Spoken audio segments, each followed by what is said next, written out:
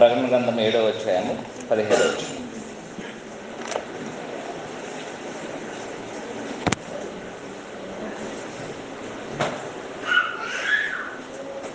ప్రకటన గ్రంథము 7వ అధ్యాయము 17వ వచనం.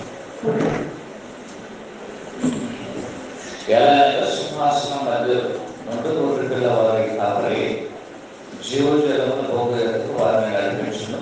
దేవుడు వారి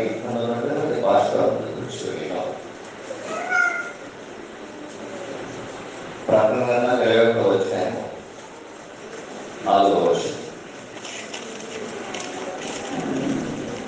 ప్రకటన 21:4.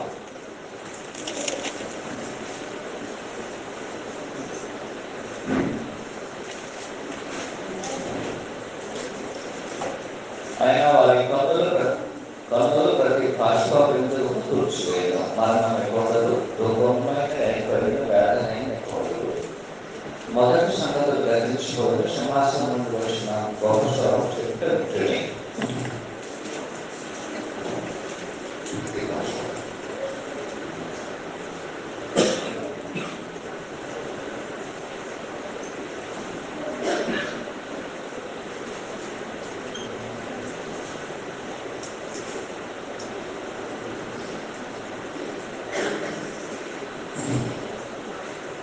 ప్రతి భాషలో తుడిచివే అంటే భాషలో అంటే మనకు అందరూ తెలుసండి.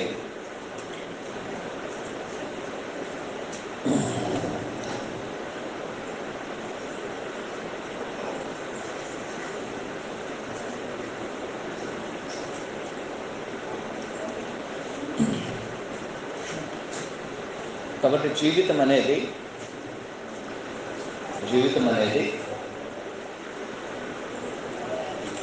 అనుదినము శ్రమతో కూడుకుంటారు.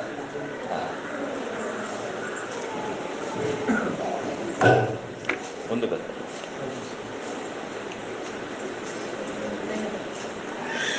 జీవితం అనేది ప్రతిరోజు శ్రమలను అనుభవించే, కష్టాలను అనుభవించే.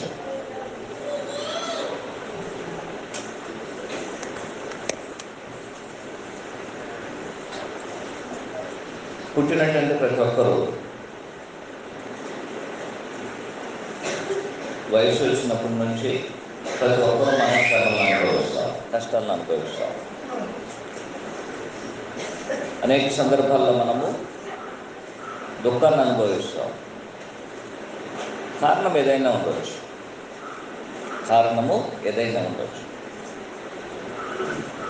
ఎందుకు ఈ కష్టాలు, బాధలు అనుభవిస్తున్నామంటే ఒక కారణము, ఆదాము పాపం చేసిన తర్వాత దేవుడు నువ్వు కష్టపడి పనిచేయాలి, చెమటోచ్చి పనిచేయాలని దేవుడు మనుష్య జాతిని శపించడం జరిగింది. కానీ ఆ శాపము మనకి వచ్చినదో లేదనేది రెండో ప్రశ్న. కానీ పుట్టినటువంటి ప్రతి ఒక్కరూ కష్టాలతో పెరిగి కష్టాలతో మరణించడం మాత్రము వాస్తవమైన సత్యాన్ని మనం ఎన్నడూ కూడా మర్చిపోకూడదు.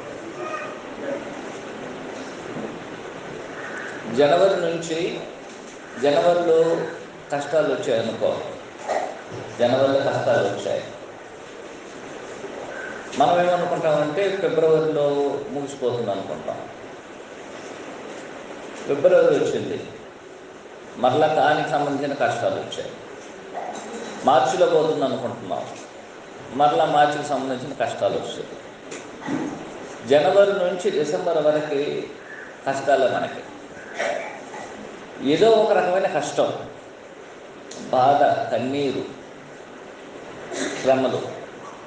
సరే, ఈ నెలతో ఈ సంవత్సరంతో గడిచిపోతుంది అనుకున్నట్లయితే మరలా వచ్చే సంవత్సరం జనవరి నుంచి మరలా కూడా అది ప్రారంభించబడుతుంది. కాబట్టి ఏ మనుష్యుడు కష్టముల నుంచి ఎడబాసినటువంటి వాడు కాదు. అది చిన్నది కావచ్చును, పెద్దది కావచ్చు. మనము సహించే రీతిగా ఉండొచ్చును, సహించడానికి ఎక్కువగా ఉండవచ్చు. కొన్ని సందర్భాల్లో అది ఒక 2 నిమిషాల్లో కన్నీళ్ళు పెట్టేది ఉండొచ్చును, దుఃఖించేది ఉండొచ్చును. కొన్ని కష్టాలు అనేది రోజుల తరబడి, కొన్ని సంవత్సరాలు దీర్ఘకాలం కష్టించేది ఉండవచ్చు. ఏది ఎలాగోనైనా సరే మనుషులు కష్టాన్ని అనుభవించాల్సిందే. యేసుక్రీస్తు వారు ఇక భూమి మీదకి వచ్చినప్పుడు ఆయన మనుషులందరినీ చూసి ఒక మాట తెలియజేశాడు. 11వ అధ్యాయం 28, 29 వచనాలు మత్తయి సువార్తలో ఈ విధంగా తెలియజేయబడింది గమనించాం.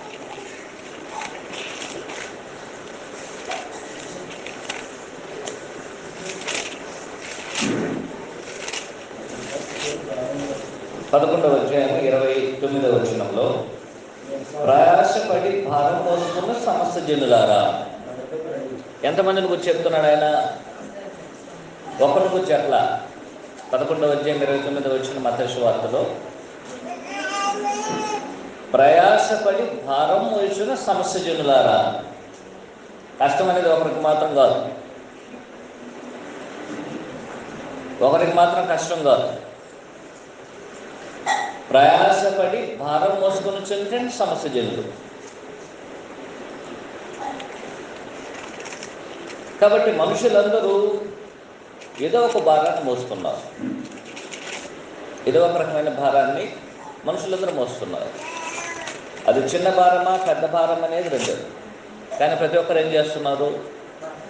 భారాన్ని మోస్తున్నారు. ఇక ప్రయాసం అనేది ప్రతి ఒక్కరు ప్రయాసపడుతున్నారు, ప్రతి ఒక్కరూ ప్రయాసపడుతున్నారు. మత్తయి సువార్త 6వ అధ్యాయంలో ప్రభువైన యేసుక్రీస్తు వారు భూమి మీద ఉన్నప్పుడు తెలియజేసినటువంటి ఒక వర్తమానం ఏమిటంటే, 34వ వచనంలో, రేపటిని గూర్చి చింతించుకుడి. మత్తయి సువార్త 6:34. రేపటిని గూర్చి చింతించుకుడి, రేపటి దినపు దాని సంగతులను గురించి చింతించుకును, ఏనాటి కీడు ఆనాటికే చాలును. ఏనాటి కీడు ఆనాటికే చాలును. దాని అర్థం కీడు అనేది ఇక్కడ వాస్తవానికి కష్టం అన్నమాట. వాస్తవమైనటువంటి ఓడేటువంటి కీడు కాదు, మన కష్టం. ఏనాటి కష్టము ఆనాటికే ఉండాలి, ఏనాటి కష్టము ఆనాటికే ఉండాలి. 24వ వచనం చివరిలో చెప్తున్నాడు, ఏనాటి కీడు ఆనాటికి చాలు. అంటే ఏనాటి కష్టము ఆనాటికి సరిపోతుంది. ఈరోజు నేను కష్టించాను, మత్తయి సువార్త 6:34. ఈరోజు నేను కష్టించాను, ఈ కష్టం సరిపోయిందని కూడా సరిపోదు. మరలా రోజు వస్తుంది, మరలా నా కష్టం మరలా ప్రారంభమవుతుంది. కాబట్టి మనుషుడు ఇక భూమి మీద పుట్టినప్పటి నుంచి, వయసు వచ్చినప్పటి నుంచి కష్టంతోనే పెరుగుతాడు, శ్రమలతోనే పెరుగుతాడు, బాధలతో పెరుగుతాడు, అనేక రకాల నిందలతో పెరుగుతాడు. ఇవన్నీ ఏం చేస్తుంది? ఇవన్నీ మన కన్నీరుని తీసుకొస్తుంది. అదే అని తెలియజేసేటట్టు వర్తమానం. మనకి ఎన్ని కష్టాలు వచ్చినా, ఎన్ని బాధలు వచ్చినా, ఎన్ని అంశాలు వచ్చినా, వ్యాధి వచ్చినా, ఏదైనా సరే మనకేం తీసుకొస్తుంది? కన్నీళ్ళని తీసుకొస్తుంది. అలాగే తీసుకురావాలి. ఎందుకంటే దేవుడు ఈ యొక్క భూమి మీద మనుషునికి విశ్రాంతిని అనుగ్రహించలా. మనకు విశ్రాంతి నిలిచి ఉంది. ఆ విశ్రాంతిలో నువ్వు వెళ్ళి విశ్రమించడానికి ముందు మనం చేయవలసినటువంటి కష్టాలను వారు పడాల్సిందే. ఇశ్రాయేలీయులు 40 సంవత్సరాలు అరణ్యంలో ప్రయాణం చేశారు. మనం అనుకున్నట్లుగా అరణ్య ప్రయాణం అనేది అంత సులభమైంది కాదు. ప్రతిరోజు కష్టమే వారికి. ఏం కష్టం వచ్చింది? మనకు వచ్చిన కష్టాలు వాళ్ళకి మనకన్నా గొప్ప కష్టాలు వచ్చాయి. ఎప్పుడైనా నీళ్ళు తాగలేదని ఎప్పుడైనా మీరు కష్టించారా? నాకు నీళ్ళే దొరకలేదే అని ఎప్పుడైనా మీరు కష్టించారా? వాళ్ళు కష్టించారు. చివరికి నీళ్ళ దగ్గరికి వెళ్ళినప్పుడు ఆ నీళ్లు చేదుగా ఉంటే ఎప్పుడైనా మీరు ఆ చేదు నీళ్ళని బట్టి ఎప్పుడైనా దేవుడు మీరు కష్టించారా? వాళ్ళు కష్టించారు. ఆహారం లేదని ఎప్పుడైనా మీరు కష్టించారా? ఎప్పుడైనా కూర్చొని ఏడ్చారా? వాళ్ళకి ఆ కష్టం ఉంది. మాంసం లేదని ఎప్పుడైనా కూర్చొని మనము కన్నీళ్ళు విడిచి ఇంట్లో కూర్చున్నామా? ఎప్పుడైనా కూర్చున్నామా? లే. మాంసాన్ని తీసుకొచ్చి మనం ముందుకు పెట్టేస్తాం. ఎన్ని కష్టాలు ఎన్ని అప్పులు చేసినా సరే ఆ రోజు కావాల్సిన మాంసాన్ని తీసుకొచ్చి అక్కడ పెట్టేస్తాం. కానీ ఇశ్రాయేలీయులు పొందారు. ఎప్పుడైనా సరే మన బంధువులు, మన సంతానము ఎప్పుడైనా సరే మనకు సంబంధించినటువంటి వారు దేవుని విరోధంగా పాపం చేసి చంపబడినట్లయితే దుఃఖించకుండా ఉండేటువంటి అవకాశం మీకుందా? మనం దుఃఖిస్తాం. ఒకరు చనిపోయారు అనుకో, దేవుని విరోధంగా పాపం చేశారు, చంపబడ్డాడు. కానీ చంపబడినటువంటి వాడు నీ తల్లి కావచ్చును, నీ యొక్క తల్లి కావచ్చును, తండ్రి కావచ్చును, ఆ సహోదరుడు కావచ్చును, నా కుమారుడు కావచ్చు, నా కుమార్తె కావచ్చు. చనిపోయినప్పుడు నువ్వు ఏడవకూడదు అన్నట్లయితే ఎలా ఉంటుంది? అది ఎంత కష్టం! అది అహోదరుడు పడ్డాడు అలాంటి కష్టం. అలాంటి కష్టాన్ని ఆయన పడ్డాడు. కానీ వారు కష్టాలు తీర్చుకోవడానికి ప్రత్యామ్నాయమును వారు ఏర్పాటు చేసుకున్నారు. కానీ ఆ కష్టాలన్నింటినీ దేవుడు చూస్తున్నాడు, వారికి అన్నిటిని ఇస్తున్నాడు అన్న సంగతిని వారు గుర్తించలేకపోయి అవిశ్వాసంతో ఉన్నారు. అది వేరే. కానీ కష్టాలు మనుషునికి వచ్చినది అనడానికి నేను ఆ ఉదాహరణ చూపించాను. దేవుడు చేదు నీళ్ళను మారాగా మార్చాడు. నీళ్ళు లేనప్పుడు నీళ్ళను అనుగ్రహించాడు. ఆహారం లేనప్పుడు ఆహారాన్ని అనుగ్రహించాడు. వారికి మాంసం కావాలన్నప్పుడు మాంసం ఇచ్చాడు. అన్నీ చేశాడు. మరియు వారు అరణ్య ప్రయాణంలో వెలుచున్నప్పుడు అరణ్యం అనేది ఏం చేస్తుంది? విషపూరితమైనటువంటి సర్పాలు వచ్చి ఎవరినైనా కలిసిందా? వాళ్ళు కలిసింది. తప్పే చేశారు కానీ కలిసింది. తెగులు వచ్చిందా? భూకంపం వచ్చి ఎవరినైనా భూకంపం మింగేసిందా? ఇవన్నీ కష్టాల వాళ్ళకి. లేదని చెప్పడం, వారు తప్పు చేశారు, కష్టాలను అనుభవించారనేది వాస్తవం. కానీ వారు తప్పు చేయకపోయినా సరే జనులు ఏ విధంగా భూమిలో ఆహారం కొరకు వారు దేవుని దగ్గరకు రావాలి, అలా వారు రావాలి. నీళ్ళ కొరకు ఏ విధంగా రావాలి, ఆ విధంగా రావాలి. ఆ విధంగా దేవుడు వారికి అన్ని కష్టాలను చూపించాడు. కాబట్టి లోకంలో ఉన్నటువంటి మనమందరం కూడా ఈ కష్టాలని అనుభవించాలి. అనుభవించి ఏం చేయాలి? మనము కన్నీళ్లను విడవాలి. ఎలాగో జీవితం అనేది ఉంటుందంటే రాత్రి పగల్లాగా ఉంటుంది. రాత్రి అయిపోతుంది, పగలు వస్తుంది అనుకున్నట్లయితే మళ్ళీ ఏమవుతుంది? పగలైన తర్వాత మళ్ళీ రాత్రి వస్తుంది. కాబట్టి జీవితం అనేది ఏం చేస్తుంది? మంచి చెడులు, కష్టము మేలు, కన్నీరు బాధ, ఇవి రెండు అలాగే జీవితంలో వెళ్తూ ఉంటుంది. అయితే ఇవన్నీ అనుభవించిన తర్వాత మన కొరకు ఏది సిద్ధంగా ఉంది? ఈ జీవితంలో ఇన్ని కష్టాలు అనుభవిస్తున్నాం, ఇన్ని బాధలు, వ్యాధి, బాధ, కష్టాలు అన్నిటిని మనం అనుభవిస్తున్నాం. లోకం నుంచి మనమేం మినహాయింపులేదు, వాళ్ళతో కలిసి మనం అనుభవించాల్సిందే. అనుభవించిన తర్వాత మనకు ఒకటి కాచుకొని ఉంది. ఏమిటది? సమాధి. అక్కడికి వెళ్ళాలి. మనం చనిపోవాలి. ఆ చనిపోయేంత వరకు ప్రతి వ్యక్తి ఏం చేయబడాలి? కష్టాన్ని అనుభవించాలి. అప్పటిగా రాత్రి ముగుస్తుంది. తర్వాత సంగతులు వేరే. నువ్వు మేలు చేసినట్లయితే నీకు విశ్రాంతి, క్రీస్తు ప్రభువులో ఉండి నీతిమంతుడుగా పరిశుద్ధుడిగా ఉన్నట్లయితే నీ కొరకు విశ్రాంతి నిలబడి ఉన్నది. లేనట్లయితే నువ్వు ఇక్కడ పాపం చేసినట్లయితే, క్రీస్తు ప్రభువులో లేకుండా పాపం చేసి దేవునికి విరోధంగా మనం జీవించున్నట్లయితే ఆ నరకం అనేది మరీ ఘోరంగా ఉంటుంది. దాన్ని మనం ఆలోచన చేయాల్సిన అవసరం అనేది లేదు. ఇప్పుడు మనం చదివినటువంటి లేఖనాలకి దానికి ఏదైనా సంబంధం ఉందా? ఉంది. ఎలా ఉంది?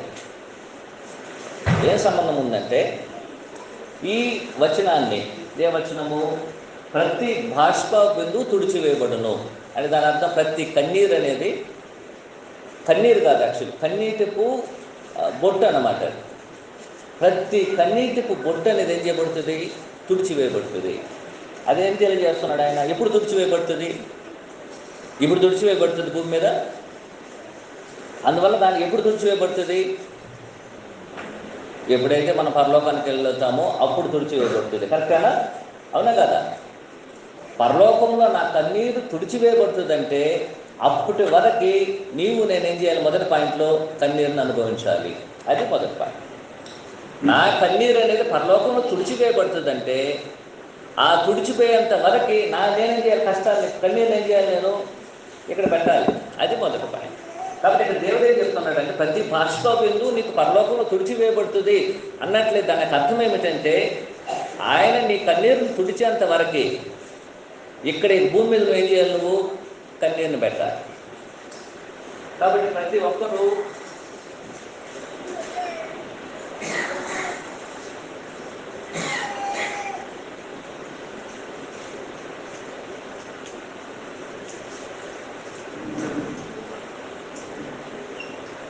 తుడిచివేసేంత వరకు మనం ఏం చేయాలి? కన్నీరుని పెట్టాలి. అవునా కదా? అదే కదా దేవుడు చెప్పేది. ప్రతి బాష్ప బిందువును దేవుడు తుడిచేస్తాడు. ఆయన తుడిచేంత వరకు నువ్వేం చేయాలి? కన్నీరు పెట్టాలి. అదే నేను కన్నీరు పెట్టనంటే దేవుడు నీవు కన్నీరుని తుడవాలనుకుంటే నువ్వు కన్నీరు పెట్టాల్సిందే. కన్నీరు పెట్టినటువంటి వారికి ఆయన తుడవాల్సిన అవసరం లేదు. కన్నీరు పెట్టినటువంటి వారికి ఆయన తుడవాల్సిన అవసరం లేదు. ప్రతి బాష్ప బిందువును దేవుడు తుడిచేస్తాడని దానికి అర్థం ఏమిటంటే దేవుడు మన యొక్క బాష్ప బిందువులను లేక మన కన్నీరుని దేవుడు పరలోకంలో తుడిచేంత వరకు ప్రతి ఒక్కరి యొక్క భూమి మీద కన్నీరును పెట్టాలి. దీని నుంచి ఏ మనుషుడు మినహాయింపు కాదు. దీని నుంచి ఎవరు మినహాయింపే కాదు. అది యేసుక్రీస్తు ప్రభువారైనా సరే ఆయనకి మినహాయింపు లేదు. ప్రతి మనుషుడు ఈ యొక్క భూమి మీద కన్నీరుని పెట్టాల్సినటువంటి వాడు పెట్టాలి. అదే లేఖనం చెప్తుంది. ఏం చెప్తుంది లేఖనము? ప్రతి బాష్ప బిందువును ఎవరు తుడిచేస్తారు? ఎవరు తుడుస్తారు? ఎవరు తుడుస్తారని చెప్తున్నారు ఆయన. ప్రకటన 7:17 ఏలైనా సింహాసనం మధ్యలో గొర్రెపిల్ల వారి కాపురై జీవోద్యోగం గొప్పేందుకు వారిని నడిపించును. దేవుడు వారి కన్నుల నుండి ప్రతి బాష్ప బిందువును ఏం చేస్తాడు? ఆయన తుడిచేస్తాడు. ఆయన తుడిచేంత వరకు నీవు నేనేం చేయాలి? కన్నీరు పెట్టాలి. ఆయన తుడిచేంత వరకు నీవు నేనేం చేయాలి? కన్నీరు పెట్టాలి.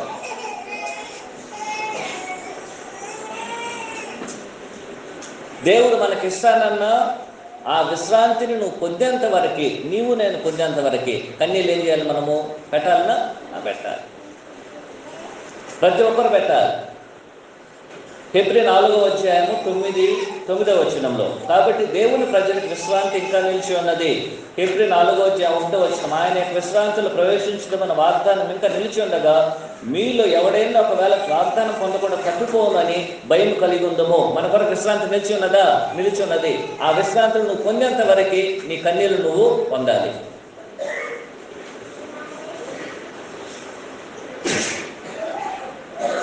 ఈ భూమి మీద కన్నీరుని తుడిచేయగలమా ఎవరైనా?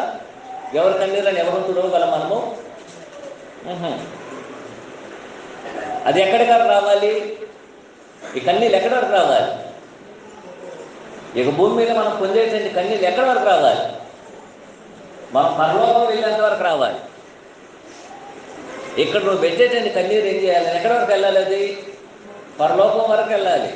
అక్కడ దేవుడు ఏం చేస్తాడు? నీ కన్నీరుని తుడిచేస్తాడు. అదే నీకు వచ్చిన అర్థము. దేవుడే నీ యొక్క కన్నీరుని తుడిచేస్తాడు. ఆ తుడిచేంత వరకు ఈ భూమి మీద జీవించిన ప్రతి ఒక్కరూ లేనట్లయితే మనం వారిని అందరిని మినహాయించి మనం క్రైస్తువుల గురించి మాట్లాడుతున్నాం కాబట్టి ప్రతి క్రైస్తవుడు దేవుడు మన కన్నీళ్ళను తుడిచేంత వరకే కన్నీళ్ళను మనము పెట్టాల్సిన అవసరం ఉంది. క్రీస్తు ప్రభువు శాపము నుంచి విముక్తి పొందవచ్చు. మనల్ని శాపము నుంచి విముక్తి చేయించేశాడు ఆయన. పాపపు శాపము నుంచి మనం, దేవుని యొక్క శాపము నుంచి మనం అందరము విముక్తి పొంది ఉన్నాం. కానీ కన్నీళ్ళ నుంచి విముక్తి లేదు. కన్నీళ్ళ నుంచి విముక్తి లేదు. వాస్తవానికి ఏంటంటే పాత నిబంధనలో యూదులైనా సరే యూదులు ఏం చేసేటువంటి వారంటే వారి యొక్క కన్నీళ్లను ఒక సీసా బుడ్డిని తీసుకొని, ఒక సీసా బాటిల్ని తీసుకొని వారు కన్నీళ్ళు పెట్టేటప్పుడు ఏం చేశారంటే ఆ కన్నీళ్ళను ఆ బుడ్డిలో పెట్టుకునేటువంటి వారు. ఆ బుడ్డిలను వారు తమ కన్నీళ్లను నింపేటువంటి వారు. ఆ గదిని నింపి ఏం చేసేటువంటి వారంటే నింపడానికి ఏం చేస్తారు, కన్నీళ్ళని ఆ బుడ్డీలు తీసుకొని ఎప్పుడు నింపుతుండేటువంటి వారు అన్నమాట. కాబట్టి కన్నీళ్ళు ఎంతవరకు వారు నింపాలి? అది పూర్తయ్యేంత వరకు నింపాలి వారు. అది పూర్తయ్యేంత వరకు నింపాలి. వాళ్ళ యొక్క అలవాటు అన్నమాట. ఒక యూదుల యొక్క ప్రాచీన కాలంలో వారు జరిగించేటువంటి ఒక కార్యం ఏంటంటే, ఒక సీసం, ఒక బాటిల్స్ని, ఏ బాటిల్లో తెలియదు, ఒక బాటిల్ తీసుకునేవాళ్ళు. ఆ బాటిల్ తీసుకుని ఏం చేసేవారు, వారు కన్నీళ్ళు దాంట్లో నింపేటువంటి వారు. ఒక రోజుకి నువ్వు కన్నీళ్ళు పెట్టినట్లయితే నీ కన్నీళ్ళు ఎంత పడుతుందో దాంట్లో నింపేటువంటి వారు. ఈ విధంగా వారు ప్రతిరోజు, ప్రతి వారము, ప్రతిసారి వారు ఎప్పుడైతే కన్నీళ్ళు పెడతారో ఆ కన్నీళ్ళను ఆ యొక్క బాటిల్లో వారు నింపేటువంటి వారు. ఎందుకు నింపేటువంటి వారు? వారి యొక్క ఆలోచన ఏంటంటే, ఈ యొక్క బాటిల్ అనేది, అది ఏ బాటిల్ కానీ, అది తోలుతో చేయబడింది ఏదో మనకు తెలియదు. బాటిల్ అనేటువంటిది నిండేంత వరకు ఏం చేయాలి, వారు కన్నీళ్ళు పెట్టాల్సిందే. నిండేంత వరకు. కాబట్టి ప్రతి మనుషుడికి దేవుడు ఏం చేస్తున్నాడు, నువ్వు కన్నీళ్ళు పడ్డానికి నీ జీవితం ఒక్కొక్క బాటిల్ని పెట్టున్నాడు. అది నువ్వు నింపుతున్నావా లేదని నింపేంత వరకు నువ్వేం చేయాలి, నువ్వు కన్నీళ్ళని పెట్టాల్సిందే. ఈ విధంగా మనం ఏం చేయబోతున్నాం అంటే, ఈ ఉదయకాలం ముందు మనం కన్నీరు పెట్టడానికి కావాల్సిన 3 బాటలను గురించి మనము ఆలోచన చేయబోతున్నాం. మనం కన్నీళ్ళు పెట్టడానికి మన మధ్యలో ఒక 3 బాటలను పెట్టుకున్నాం. ఆ బాటల్లో మనం ఎంతగా నింపి ఉన్నామో ఇప్పుడు మనల్ని మనం పరీక్షించుకున్నాం. ఒక్కొక్క బాటిల్ పెడదాం మనం. నా కన్నీరు ఒక బాటిల్లో ఎంత నింపి ఉన్నాను, 2వ బాటిల్లో ఎంత నింపి ఉన్నాను, 3వ బాటిల్లో నేను ఎంత నింపి ఉన్నాను. నేను నింపనే లేదనుకో, ఏమవుతుంది, నువ్వు నిత్యము కన్నీళ్ళు కూడా కార్చడానికి శక్తి లేని పరిస్థితిలో ఉంటావు. కాబట్టి దేవుడు ఏం చేస్తున్నాడంటే, మన జీవితంలో 3 బాటిల్స్ని మన యొక్క పాఠానికి తగినట్లుగా మనం ఒక 3 బాటిల్స్ని తీసుకున్నాం. దాంట్లో మొదటి ఏమిటంటే,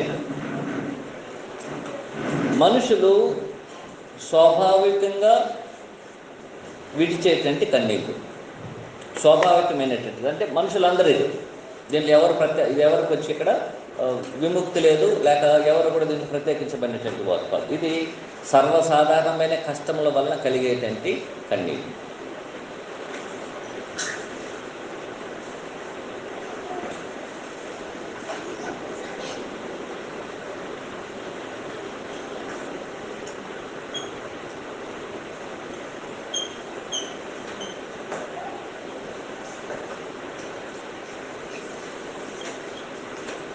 స్వాభావికంగా కన్నీరే.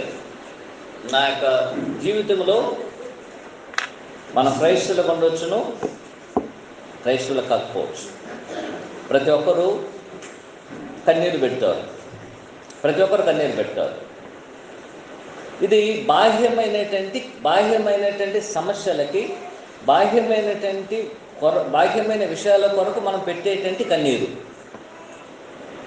అంటే శరీర సంబంధమైనటువంటి బాధల కొరకు మనము కార్చేటువంటి కన్నీరు. మనం ప్రతిరోజు కన్నీరు కారుస్తాం. మనకు కన్నీళ్ళు వస్తుంది. దేని కొరకు వస్తుంది?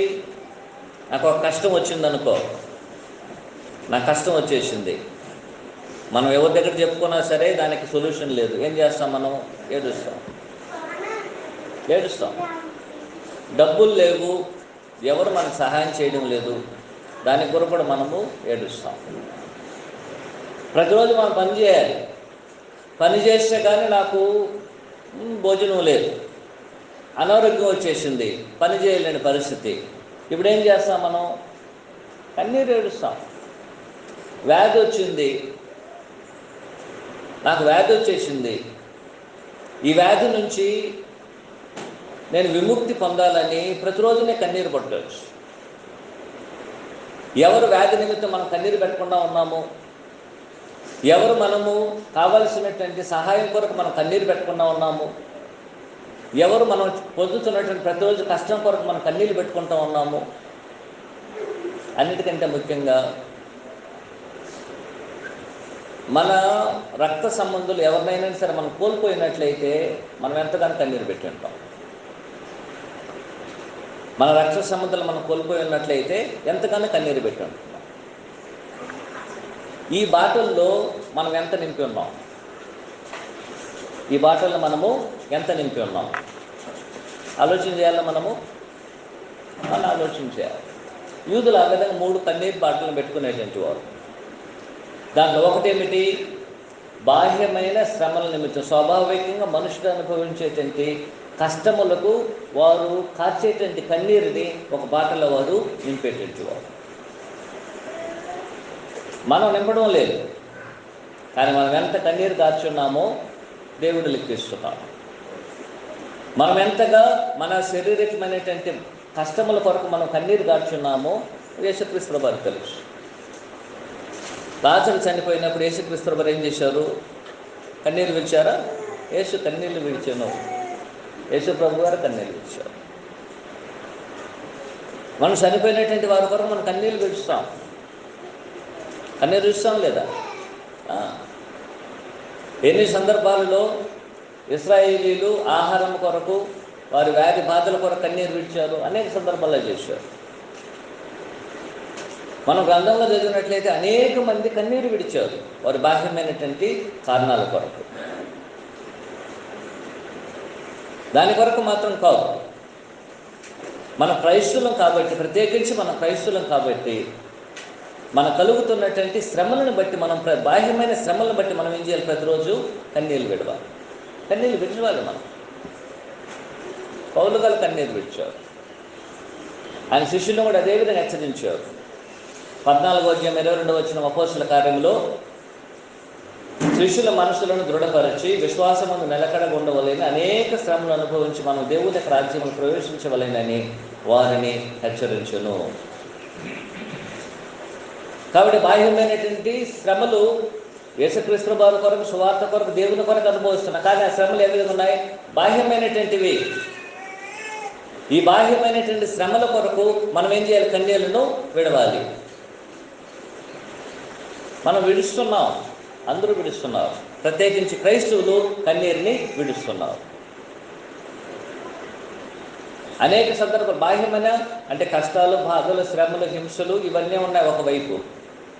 లేనట్లయితే నా యొక్క రక్త సంబంధాలు నేను కోల్పోవడం వలన కన్నీళ్ళు వేయడం జరుగుతుంది.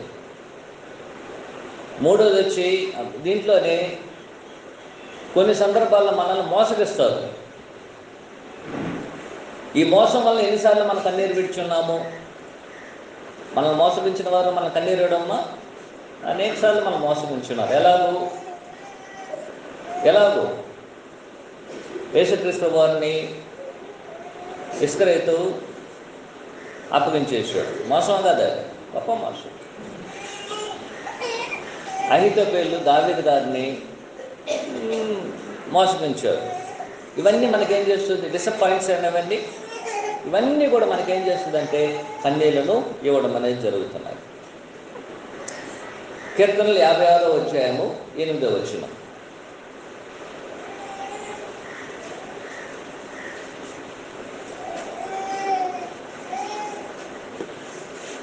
నా సంచారములు నీకు లెక్కించి ఉన్నాను, నా కన్నీళ్ళు నీ గుడ్డులు ఉంచబడి ఉన్నవి కానీ నీ కవిలోల కనబడును కదా. దావీదు గారు ఏం చేస్తున్నారు? తన కన్నీళ్ళని ఎక్కడ లెక్కిస్తున్నాడంట? గుడ్డిలో. అవునా? ఆయన కన్నీళ్ళను కూడా గుడ్డిలో లెక్కిస్తున్నాడు. ఇది బాహ్యమైన లేక శారీరకమైన శ్రమల వలన, బాధల వలన, కష్టము వలన, మోసం వలన, తన నుంచి అనేక మంది దూరమైనందు వలన తనకు కలిగినటువంటి శ్రమలు వలన కలిగినటువంటి కన్నీరు యొక్క గుడ్డిది. ఏ గుడ్డిలు ఏం చేస్తున్నాడు? దావీదు గారు కూడా తన కన్నీళ్ళని విడుస్తున్నాడు.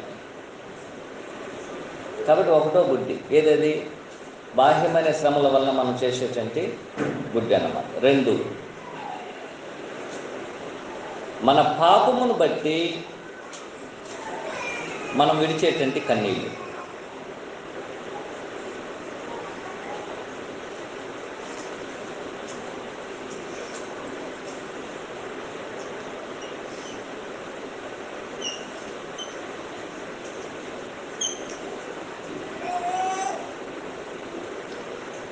మన పాపాన్ని బట్టి మనం విడిచేటువంటి కన్నీరు. ఈ బాటిల్ అనేది మొదటి దానికన్నా పెద్దది. ఇది పెద్దది. మనం అనేక సందర్భాలు ఏం చేస్తామంటే పాప విషయంలో కన్నీరు పెట్టడానికన్నా బాహ్యమైన శ్రమల విషయంలో అనేకసార్లు కన్నీళ్ళు ఎక్కువగా పెడతాం. కానీ ఇది ఆపోజిట్ అన్నమాట.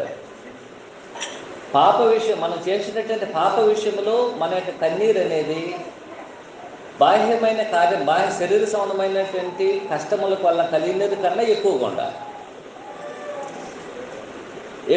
ఎందుకని? బాహ్యమైన శ్రమలు అనేది కొంతకాలమే, కానీ పాపం అనేది ఏం చేస్తుందో మనల్ని నిత్యమైన శ్రమకు తీసుకెళ్తుంది.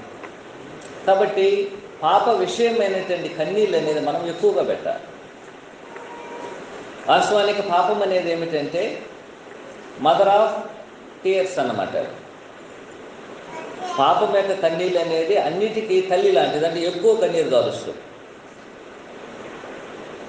పాపం అనేది ఏం చేస్తుంది? మనల్ని దేవుని యొక్క దృష్టిలో మనల్ని ఏం చేస్తుందంటే నింద మోపబడినటువంటి ఒక వాణిగా నిలబెట్టేస్తుంది. దేవుని దృష్టిలో మనం నింద మోపబడి ఉన్నాం. ఆయన ఒకటి క్షమించవచ్చును, ఒకటి నిన్ను నాశనం చేసేవచ్చు. ఇలాంటి పాపస్థితిలో మనం ఉన్నప్పుడు పాపాన్ని గుర్తించినటువంటి మనము ఎందుకు నేను ఎలాంటి పాపం చేశానని ఎప్పుడైనా మనం ఆలోచన చేసి ఆ పాప విషయంలో మనం కన్నీళ్ళు పెట్టున్నట్లయితే దేవుడు ఏం చేస్తాడు? దాన్ని కన్నీరుని తుడుస్తాడు. కానీ అనేక సందర్భాల్లో మనం పాపాన్ని ఏం చేయడం లేదు, పాపంగా గుర్తించడం లేదు.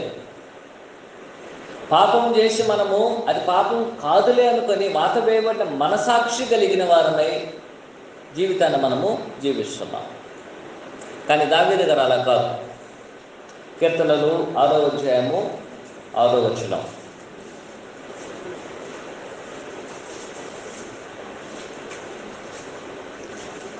కీర్తన 6వ వచనం. నేను మూలుగుచు అలసి ఉన్నాను, ప్రతి రాత్రియు కన్నీరు విడుచుచు నా పరువు తేలజేయుచున్నాను, నా కన్నీళ్ళ చేత నా పడక కొట్టుకొని పోచున్నది. ఎంత అందంగా ఆయన రచించారో ఒకసారి మీరు ఆలోచించారు. పాప విషయమైన తన కన్నీరు అనేది ఏం చేస్తున్నాడు? ఆయన కన్నీరు దాని కొరకు ఏం చేస్తున్నాడు? ఆయన కన్నీరును విడుస్తున్నాడు. సరే, ఎప్పుడెప్పుడు కన్నీరు విడుస్తున్నాడు ఆయన? ప్రతి రాత్రి కదా. ఏదైనా ఒక రాత్రి మిస్ అయ్యాడని చెప్తున్నాడు ఆయన? ఆయన ప్రతి రాత్రి ఆయన విడిచేటువంటి కన్నీళ్ళు అనేది ఏం చేసింది? ఇప్పుడు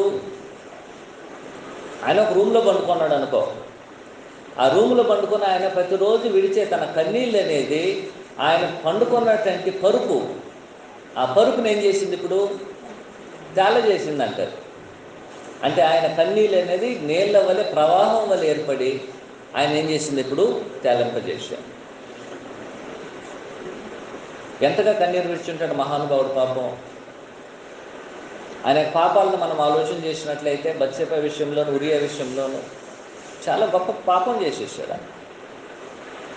అది పాపంగా ఆయన గుర్తించలా, కానీ అది గుర్తించబడినప్పుడు ఆయన కన్నీళ్ళు అనేది ఏ విధంగా ఉందని చెప్తున్నాడు? ఆయన ఏ విధంగా ఉందని చెప్తున్నాడు గమనించి, నా కన్నీళ్ళ చేత నా పడక కొట్టుకొని పోతున్నది. ఆయన కొట్టుకోబోతున్నాడు, ఆయన పడకే కొట్టుకోబోతున్నాడు. ఎంతగా ఆయన కన్నీరు విడిచాడో పాప విషయంలో నీవు నేను ఆలోచించాను. పాపం చేసిన తర్వాత నేను పాపం చేశాను కన్నీరు విడిచాడు ఆయన. యేసుక్రీస్తు ప్రభు కన్నీరు దాని కొరకు విడవల, పాపం చేసిన దానికి విడవల ఆయన. దావీదు గారు పాపం చేసిన దాన్ని కన్నీరు విడిచారు. ఎంతగా విడిచారు ఆయన? ప్రతి రాత్రి విడిచారు. ఆయన పడక అనేది తేలింపజేస్తుంది. ఎంత నీళ్లు పోసి ఉంటే ఒక పడక అనేది పైకి తేలుతుంది. మనం పండుకునేటువంటి పరుపుని మనం వేసుకున్నప్పుడు ఎంత నీళ్లు పోస్తే పరుపు పైకి తేలుతుంది? చాలా నీళ్ళు పోయారు. ఇప్పుడు దావీదు గారు చెప్తున్నారు, నా కన్నీళ్ళు అనేది ఎంత నీళ్లు పోస్తే పరుపు తేలాడి చేస్తుంది, ఆ విధంగా నా కన్నీరు అనేది తేలాడుతుంది. ఎందుకంటే నా యొక్క పాపాన్ని నేను జ్ఞాపకం చేసుకొని అంతగా కన్నీళ్లు విడిచి విడిచి విడిచి నేను ఆ యొక్క ప్రవాహంలో ఏం చేస్తున్నాను, ఇప్పుడు పుట్టుకోబోతున్నాను. ఎప్పుడైనా మన పాప విషయంలో దావీదులో ఇలాంటి కన్నీళ్లు విడిచిన వారు ఉన్నామా? ఆ బుడ్డి అనేది గొప్పది, అందుకని ముందుకని చెప్పేశాం. ఈరోజు కష్టం వస్తుంది, రేపుకి రాకపోవచ్చు, ఒక వారానికి రాకపోవచ్చు, మరలా రావచ్చు, అప్పుడు కన్నీళ్ళు పెట్టవచ్చు. శారీరకమైనటువంటి కష్టాలు, దాన్ని కన్నీరు అనేది కొంత పెట్టవచ్చు. కానీ పాప విషయంలో దావీదు ఏం చేశారంట, ప్రతిరోజు పెడుతున్నారు. ప్రతిరోజు అంటే ఎక్కడ కూడా వరపడలేదు. ఏ విధంగా అయితే దేవారాత్రములు ధర్మశాస్త్రాన్ని ఆయన ధ్యానించాడు, ఆ విధంగా ప్రతి రాత్రి ఆయన పండుకోవడానికి వెళ్ళినప్పుడు ఏం చేస్తున్నాడు, ఆయన కన్నీళ్ళు పెడుతున్నాడు. ఎందుకు నేను పాపం చేశానే, దేవుడు క్షమించాడు, దేవుడు క్షమించాడు ఆయన. కానీ క్షమాపణ అనేది ఇక మెదడు దేవుడు దాని విషయంలో ఆయన ప్రశ్నించడు, తీర్పు తీర్చడు. కానీ తాను చేసినటువంటి దోషము, తాను చేసినటువంటి తప్పిదం అనేది జ్ఞాపకం వస్తున్నప్పుడు ఏం కలుగుతుంది, నేను ఎంత ఘోరమైన క్రియ చేశానే, నేను ఎంత తప్పిదం ఎందుకు చేశాను. దావీదు విషయంలో దేవుడు చెప్తూ నా హృదయానుసారుడు అని చెప్పి ఒక మచ్చ పెట్టి ఏం చెప్తున్నాడు ఆయన, ఒక్క విషయంలో తప్పంటాడు, ఒకే ఒక విషయంలో మినహాయిస్తాడు. ఆ ఒక్క విషయంలో మినహాయించినట్లయితే ఏం చేసేవాడు ఆయన, దేవుని యొక్క హృదయానుసారుడు ఉండేవాడు. అక్కడ ఉపయోగించబడినటువంటి పదము దేవుడు హృదయానుసారుడు అన్నమాట. తెలుగులో మనకి ఆయన చిత్తానుసారుడు అని చెప్పాడు. అంతగా దావీదు ఏం చేశాడు, తను చేసిన పాపం బట్టి ఆయన కన్నీరు విడిచాడు. పాప విషయంలో మనం చేసిన పాపం విషయంలో కన్నీరు పెట్టడం మాత్రం కాక, నేను పాపమే చేయలేదు కన్నీరు పెట్టలేదంటే మంచిదే. పాపం చేయలేదు, నేను కన్నీరు పెట్టాల్సిన అవసరం లేదు, మంచిదే. కానీ పాపం చేయకుండా ఉండడానికి కూడా మనం ఏం చేయాలి, కన్నీరు పెట్టాలి. ఇది యేసుక్రీస్తు వారి విషయం. నేను పాపం చేసిన దానికి కన్నీరు పెట్టాలి. దావీదు పెట్టారు, ఆ విధంగా దావీదు గారు పెట్టారు. సరే నేను పాపం చేయలేదయ్యా అనుకున్న మంచిదే. కానీ నేను ఇక మీదట పాపం చేయకుండా దేవునికి నేను విరోధంగా పాపం చేయకుండా కన్నీళ్ళు అనేది మనం ఏం చేయాలి, దీనికైనా పెట్టాలి. యేసుక్రీస్తు ప్రభువు ఏం చేశారు, హెబ్రీ 5వ అధ్యాయం 7వ వచనంలో, శరీరధారి అయిన దినములలో మహారోదనతో ఉన్న కన్నీళ్లతోనూ తన్ను మరణమును రక్షింపగలిగిన వానికి ప్రార్థనలు యాచనలు సమర్పించి భయభక్తులు కలిగి ఉన్నది వలన ఆయన అంగీకరించబడేను. ఏం చేశాడంటే ఆయన కన్నీళ్ళు పెట్టాడా, ఆయన ప్రార్థనలో కన్నీళ్ళు పెట్టాడు, యాచనలు చేశాడు. ఆయన యొక్క కన్నీళ్ళు అనేది పాపం చేసినందువలన కాదు, పాపం చేయకుండా ఉండడానికి. పాపం చేయకుండా ఉండడానికి ఆయన ఏం చేశాడు, కన్నీళ్ళని పెట్టాడంట. యేసుక్రీస్తు వారు మోకాళ్ళు ఉండి ఆయన యొక్క చెమట ఏ విధంగా గారింది, రక్త బిందువు వలె గారింది.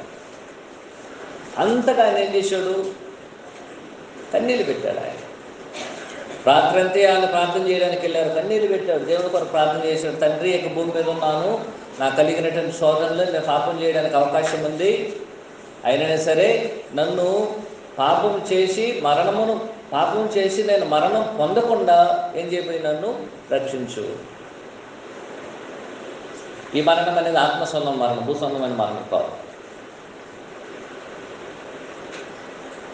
నన్ను పాపం చేయకుండా మరణం నుంచి ఏం చేయాలి, నువ్వు రక్షించు. ప్రభు ఏం చేశారు, కన్నీళ్ళు పెట్టారు. ఎప్పుడైనా దీని కొరకు మనం చేశామా, దీని కొరకు చేశామా, దీని కొరకు చేయలేదు. అయితే దీని కొరకు చేయకపోతే ఏముంది, ఇప్పుడు నీకు ఇంకా ఒక గుడ్డిని అట్లే నింపకుండా పెట్టుకున్నావు, నువ్వు నింపేంత వరకు నీకు కన్నీళ్ళు దేవుడు రప్పిస్తాడు. నువ్వు పెట్టలేదు అనుకో కదా, నేను కన్నీరే పెట్టలేదు, దేని కొరకు పాప విషయంలో కన్నీరే పెట్టలేదు.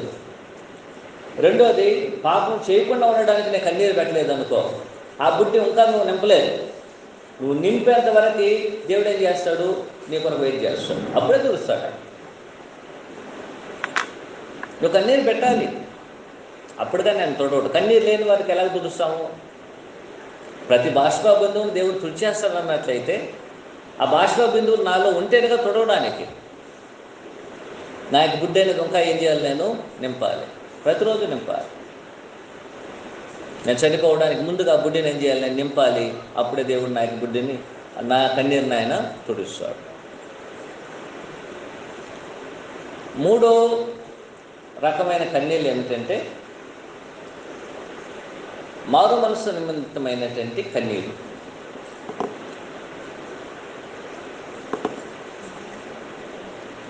నేను చేసినటువంటి పాపము నుంచి, పాప విషయంలో మాత్రం కాదు, మారు మనసు విషయమైనటువంటి కన్నీళ్ళు.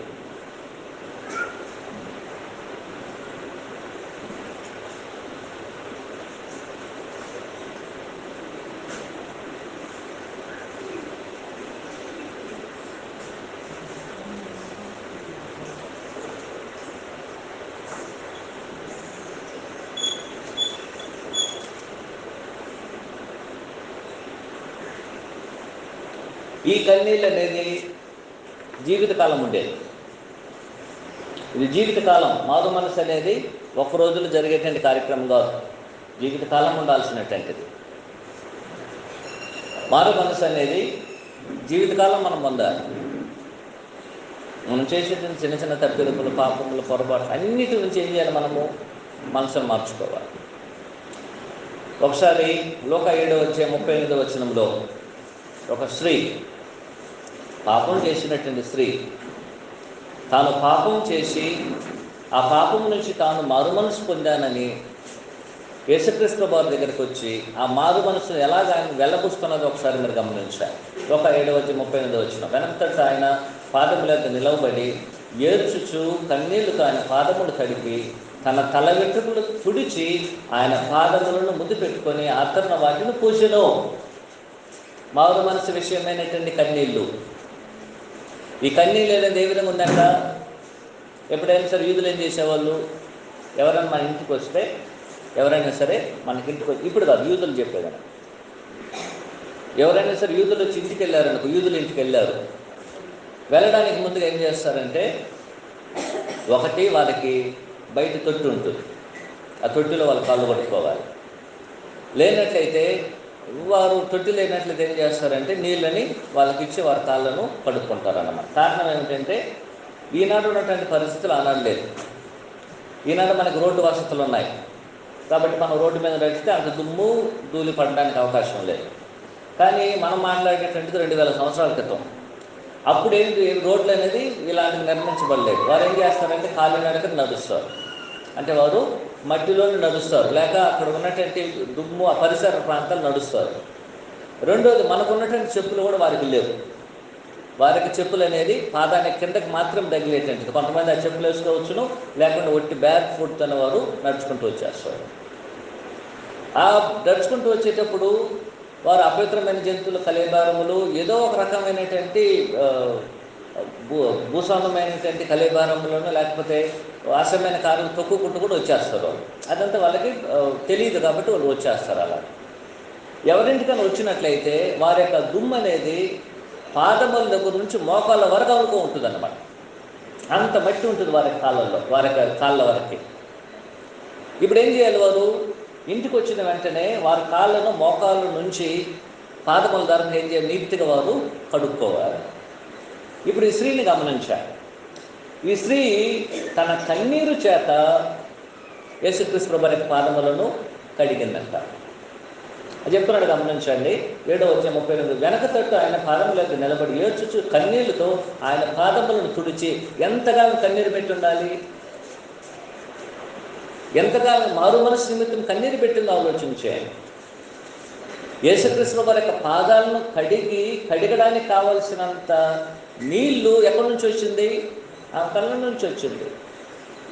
ఆమెకు బుడ్డి ఇక్కడే నింపబడింది. ఆమె బుడ్డి ఏమని చెప్పింది? ఇక్కడికే నింపబడిపోయింది. మారు మనసు దాన్ని పొందాను, ఇక మీదట అలాంటి తప్పిదాన్ని నేను చేయను, నా పాప జీవితాన్ని వదిలేసుకున్నాను, నా మారు మనసుకు ప్రతిఫలంగా నా మారు మనసు పొందానడానికి గుర్తు ఏమిటంటే నా కన్నీళ్ళు ఏం చేస్తున్నాను? నా ప్రభు యొక్క పాదాలని కడుగుతాను. ఎప్పుడైనా మనం మారు మనసు విషయమైనటువంటి ఇలాంటి కన్నీళ్ళు మన జీవితంలో పెట్టాము ఆలోచన, మనం ఆమెను పాపే అని చెప్తాం, వాస్తవమే ఆమె పాపే. కానీ ఆమె మారు మనసు పొందినట్టండి. ఆమె మారు మనసు పొందాడు. మారు మనసు పొందినట్టంటే ఒక స్త్రీ యొక్క కన్నీళ్ళు యేసుక్రీస్తు వరకు పాదాలను తుడిచివేసిందంటే ఆమె ఎంతగా కన్నీళ్ళు విడిచిందో నీవు నేను ఆలోచించాను. మనం ఎప్పుడైనా పెట్టామా ఆ విధంగా?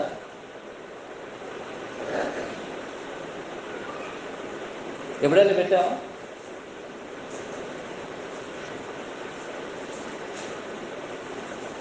ఎప్పుడైనా పెట్టామా లేదా? మనం పెట్టున్నాం. ఈ విధంగా మారు మనసు ఇష్టం కన్నీళ్ళు పెట్టున్నాం. బ్రదర్ మారు మనసు పొందారంటే చెప్తాం, పొందేశాం బ్రదర్ అంటాం.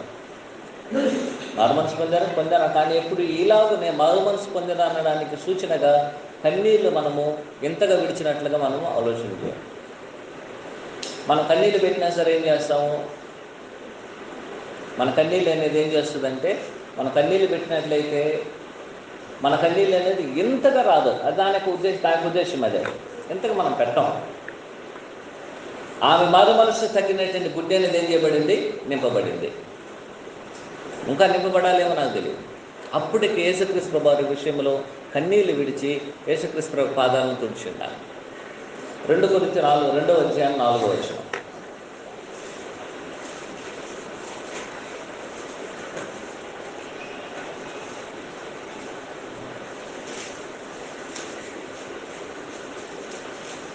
మీకు దుఃఖము కలగవలెనని కాదు, కానీ మీ ఎడలు నాకు కలిగి ఉన్న అత్యధికమైన ప్రేమను మీరు తెలుసుకొనవలెనని నిండు శ్రమతో మహావేదనతో ఎంతో కన్నీరు విడుచు మీకు రాసితిని. ఇదేంటిది? నా కొరకు నేను కన్నీరు పెట్టడం న్యాయం. ఎవరి కొరకు కన్నీరు? నేను మారు మనసు పొందడానికి నేను తప్పు చేశాను, మారు మనసు పొందాను, దానికి చిహ్నంగా కన్నీళ్ళు పెట్టడం న్యాయం నాకు. కానీ ఇప్పుడు పౌలు గారు దేని కొరకు కన్నీళ్ళు పెడుతున్నారు? ఎందుకు పెడుతున్నారు? ఎందుకు పెడుతున్నారంటే మీ మీద ఉన్నటువంటి ప్రేమను మీరు తెలుసుకొని మీ కొరకు నేను ఎంతగా మనోవేదన పడి మీరు క్రీస్తు వారి రూపం మీరు ఏర్పరచడానికి ఎంతగా నేను కన్నీళ్ళు విడుస్తున్నాను. దాని అర్థము ఎంతగా మీరు మారు మనసు పొందాలని నేను కోరుకుంటున్నానో దాని విషయమే పౌలు గారు ఏం చేస్తున్నారు? శ్రమలు విడుస్తున్నారు. ఇంకొకరి కొరకు కూడా ఆయన ఏం చేస్తున్నాడు? కన్నీరు విడుస్తున్నాడు. మనం ఎప్పుడైనా ఇతరుల కొరకు కన్నీరు విడిచామా? ఆ సహోదరుడు మారు మనసు పొందాలి. వాస్తవానికి ఇది 5వ అధ్యాయం 1వ కొరింథీ పత్రికలో జారత్వం జరిగించినటువంటి ఒక వ్యక్తిని కూర్చున్నటువంటి సమాచారం. అతను జారత్వం జరిగించినటువంటి అతను మారు మనసు పొందారు, చేర్చుకోండి అని చెప్పడానికి ఉపయోగించినటువంటి పదాలు. అయితే అతను ఇంకా కన్నీళ్ళతో నించేయవద్దు. అతను మారు మనసు పొందాడు కాబట్టి అతను చేర్చుకోనిడి అని పౌలు గారు రాస్తూ మరలా ఏం చెప్తున్నాడంటే, నేను కూడా మీ కొరకు ఏం చేస్తున్నాను? నేను కన్నీళ్ళు విడుస్తున్నాను. ఎందుకొరకు నేను కన్నీళ్ళు విడుస్తున్నానంటే మీరందరూ నా యొక్క ప్రేమను మీరు తెలియజేసుకోవలెనని. 4వ వచనం గమనించాను. 2 కొరింథీ 2:4 మీకు దుఃఖము కలగజేయవలెనని కానీ మీ ఎడల నాకు కలిగిన అత్యధికమైన ప్రేమను మీరు తెలుసుకున్నవల్ల నిండు శ్రమతో మహావేదంతో ఎంతో కన్నీరు విడుచు మీకు నేను రాసితిని.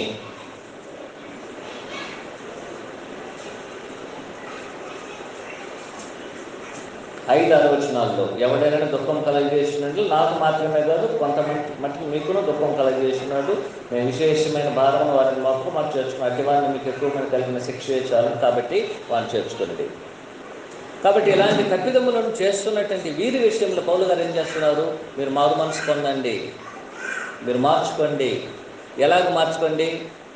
జాగ్రత్తం జరిగించినటువంటి వ్యక్తి ఏ విధంగా అయితే తన్ను మార్చుకున్నాడో అలాగే మీరు కూడా మార్చుకునే వారి విషయంలో పౌలు గారు ఏం చేస్తున్నాడు? కన్నీళ్ళు పెట్టడం జరిగింది. కాబట్టి ఈ 3 రకాలైనటువంటి బుడ్డుల గురించి మనము ఆలోచించేస్తున్నాం.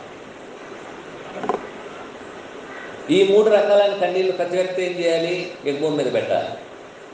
1, 2, 3. 1 బుడ్డి ఏమిటి? స్వాభావికం బాహ్యమైనటువంటి శరీర సంబంధమైనటువంటి కష్టాలు. 2 పాప విషయమును కలిగేటువంటి కన్నీరు. 3 మారు మనసు విషయమైనటువంటి కన్నీరు. ఈ కన్నీరు ఏం చేయాలి? మనము పెట్టాలి. ఈ కన్నీరుకి ఒక్కొక్క బాటలు ఇవ్వబడింది. ఆ బాటలో నువ్వు ఎంత నింపి ఉన్నావు, నేను ఎంత నింపి ఉన్నానో మనకే తెలుసు. నా యొక్క బుడ్డిని నేను ఎంత నింపి ఉన్నాను, మీ యొక్క బుడ్డిని మీరు ఎంత నింపి ఉన్నారో మీకు తెలుసు. ఇప్పుడు రెండో పాయింట్కి ఏం చేస్తున్నామంటే, రెండో పాయింట్కి వస్తున్నాం. రెండో పాయింట్ ఏమిటంటే, ఎవరైతే ఈ విధంగా కన్నీరు కలిగి జీవితకాలం బాధపడుచున్నారో వారందరి యొక్క బాష్ప బిందువులను దేవుడు ఏం చెబుతున్నారు, రెండో పాయింట్లో పొడిచివేయబోతున్నారు.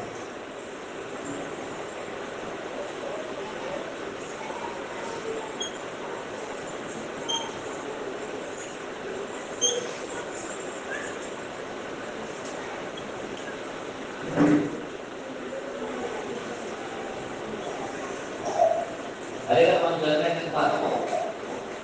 కన్నీరు అంటే ఏం చెప్తే దేవుడు తుడిచేస్తారా, మనుషులు ఏం చేయాలి, కన్నీళ్ళు పెట్టాలి. కన్నీరు పెట్టాలి. ఎన్ని రకాల కన్నీళ్ళు మన భాగానికి ముందు తీసుకున్నాక అనే రకాలు ఉండవచ్చు. అయితే ఎవరైతే కన్నీరు పెడుతున్నారో వారందరి రాష్ట్రం దేవుడు ఏం చేయబోతున్నాడు, ఒకరోజు తుడిచివేయబోతున్నాడు. ఏ విధంగా తుడిచేస్తాడు దాన్ని, ఏ విధంగా దాన్ని తుడిచేస్తాడు, ఏ విధంగా తుడిచివేయబోతున్నాడు ఆయన?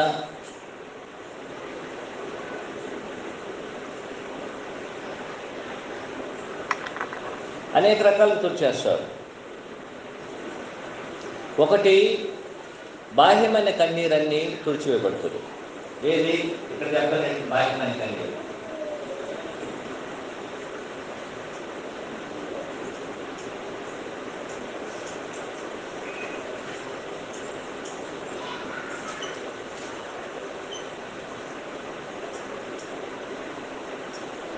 ఎలా బాహ్యమైన కన్నీరు తుడిచివేయబడుతుంది? ఎప్పుడు తుడిచివేయబడుతుంది బాహ్యమైన కన్నీరు అంతా కూడా? నీ యొక్క బుడ్డిని నువ్వు నింపేసినట్లు తుడిచివేయబడుతుంది. అంతేనా? నీకు ఇవ్వబడినటువంటి బుడ్డిని నువ్వు నింపేసినట్లయితే నీ కన్నీరు అనేది ఏం చేయబడుతుంది, తుడిచివేయబడుతుంది.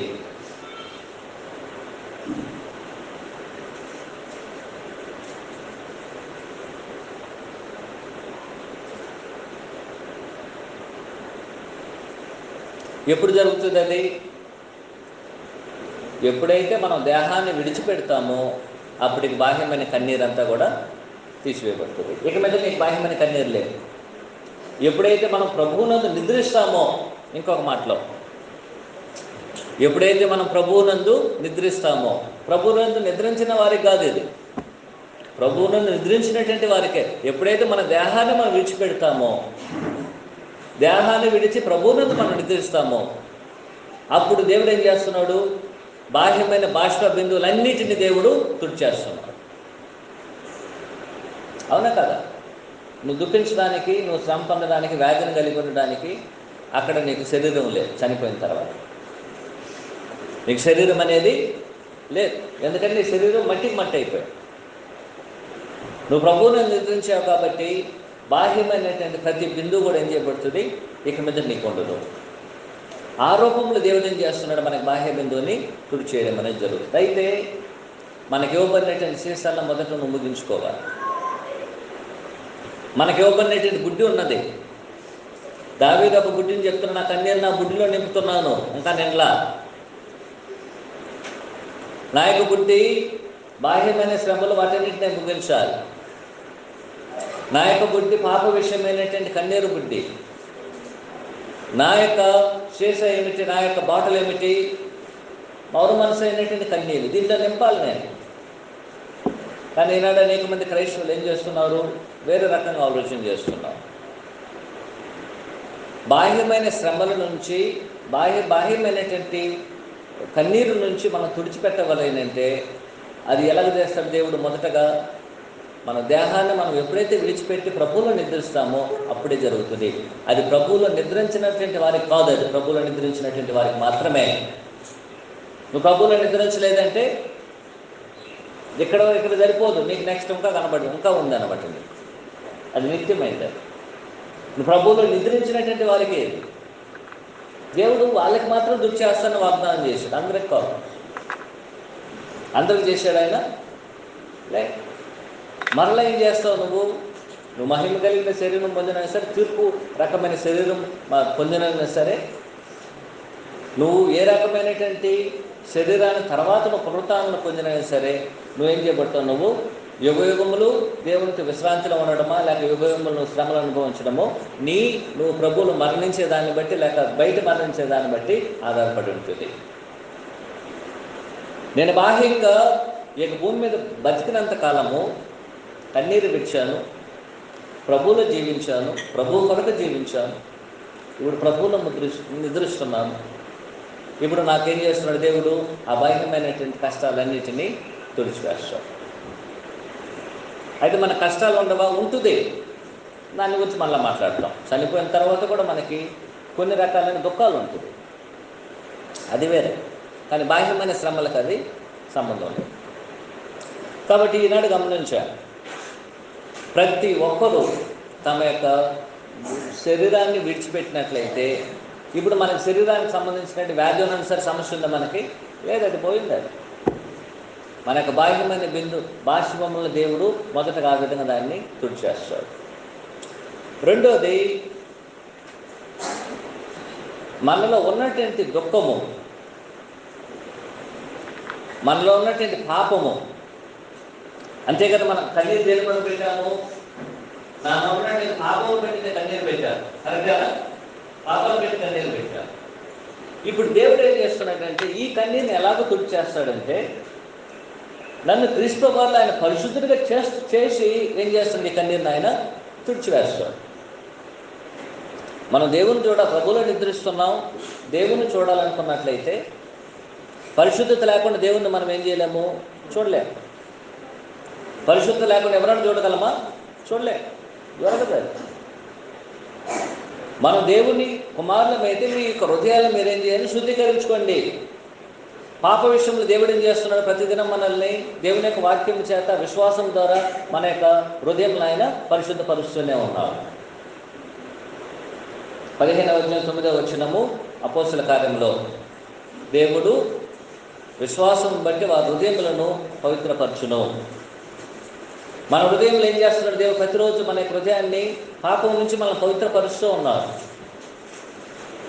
పవిత్రపరిచిన తర్వాత ఏం జరుగుతుంది? ఇప్పుడు పాపానికి ఇక మీదట స్థలం లేదు. పాపానికి ఇక మీదట స్థలం అనేది లేదు. పాపానికి ఇక మీదట మనం పరిశుద్ధత కలిగి ఉన్నట్లయితే, క్రీస్తు వారి రూపాన్ని మనం ధరించుకున్నట్లయితే పాపానికి ఎక్కడ స్థలం లేదు. కాబట్టి దేవుడు ఆ విధంగా మనల్ని పరిశుద్ధపరిచి, పాపమును మన దగ్గర నుంచి పూర్తిగా తీసివేసి మనల్ని ఏం చేస్తున్నా? మన కన్నీరుని ఆయన తుడిచివేస్తున్నాడు. ఇక మీద పాపము అక్కడ చేయడానికి నీకు అవకాశం లేదు. ఎందుకంటే దేహం అనేది నీ చేతిలో లేదు, దేహం లేదు. కాబట్టి పాపం అనేది ఏం చేయబడింది? తీసివేయబడింది. పాపం పూర్తిగా తీసివేయబడింది. పరిశుద్ధతను ధరించుకున్నావు. క్రీస్తు వారి యొక్క సారూప్యం అనేది నీలో ధరింపజేయబడింది. ఇప్పుడు నిర్దోషమైన వాడుగా, పరిశుద్ధమైన వాడు దేవుని యొక్క సన్నిధిలో నిలబడుకొని ఉన్నావు. ఇక మీద పాపంలో కూర్చున్నట్టు కన్నీరు నాకు అవసరమా? అవసరం లేదు. ఎందుకంటే నువ్వు పాపం చేయడానికి శరీరమే లేదు. పాపం చేసి ఉన్నట్లయితే నువ్వు ప్రభువును నిద్రించడానికి కూడా అవకాశం లేదు. కాబట్టి నీ యొక్క కన్నీళ్లను దేవుడు ఏం చేస్తున్నాడు? ఆ విధంగా తుడిచివేయడం జరుగుతున్నది. మూడో రకంగా మనల్ని కన్నీళ్ళు ఎలాగో తుడిచివేయబడుతుందంటే, ఎప్పుడైతే మనము దేవుని యొక్క సన్నిధిలో ఉంటామో, మనం దేవుని విశ్రాంతిలో ప్రవేశిస్తామో, అక్కడ